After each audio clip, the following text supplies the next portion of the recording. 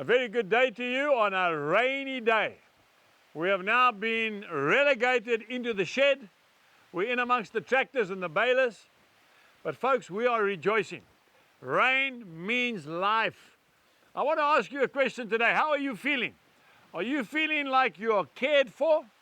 Well, I want to read to you probably the most famous psalm in the whole Bible. And the title is, "The Lord, the Shepherd of His People." Psalm 23, that's it. And if you know it off by heart, you can follow with me. The Lord is my shepherd, and I shall not want. He makes me to lie down in green pastures. He leads me beside the still waters. He restores my soul. He leads me in the paths of righteousness for His name's sake.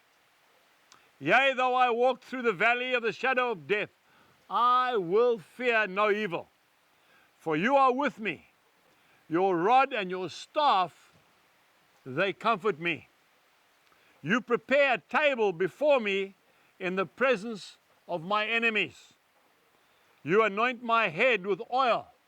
My cup runs over.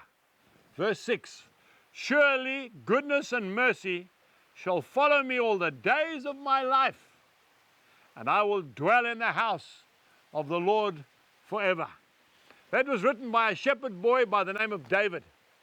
Folks, it is one of the most richest and most beautiful psalms in the Bible. It's a psalm that's often read at a funeral. It's a psalm that's read for many occasions. Thy rod and thy staff. Do you know what that means? A rod is for disciplining, and a staff is for protection. The Lord disciplines those that He loves, and He also protects us. It talks about green pastures. If you're a farmer, you'll understand what that means to a flock of sheep. It's the difference between profit and loss. This is such a practical psalm. The Lord is my shepherd. A shepherd looks after his sheep. Jesus is the good shepherd. He doesn't abandon his sheep when times get hard. He stays with them. He is the door. In the old times, the shepherd's fold, he'd put the sheep in the fold. There was no door. He slept in the doorway. Any wolves, any lions, anything that was going to attack the sheep would have to step across him first before they would get to the sheep. The good shepherd. You and I need to start relying on the good shepherd more and less on our own ability. He says, when I walk through the valley of the shadow of death. But sometimes we go through the valley and we forget that the good shepherd is ahead of us. He's leading us. We don't have to do it on our own. Maybe you're sitting at home and you are mourning, you've lost a loved one.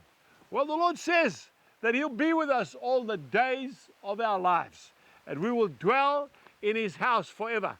Folks, this world is not the end. It's only the beginning. Okay, when we die, we go home to be with Jesus in heaven. I want to encourage you in these perilous times in which we live in. Start to rely on the Good Shepherd. He will not only look after you, but He'll guide you all the way home. He'll guide you to your loved ones. He will take you to green pastures. He will feed you. He will water you. He will look after you. And not only you, but your whole family. So as the rain is falling out of the sky, and it's a beautiful day, it is cold, but it is rainy, the cattle are grazing, and I know that the Good Shepherd has His hand upon our lives. I want to say to you, He promised me and He promises you, I will never leave you and I will never forsake you. Hebrews chapter 13 and verse 5. Until the next time, let the Good Shepherd direct your paths. Goodbye. We trust that you have been blessed by today's message. For more information, please visit angusbuchan.com.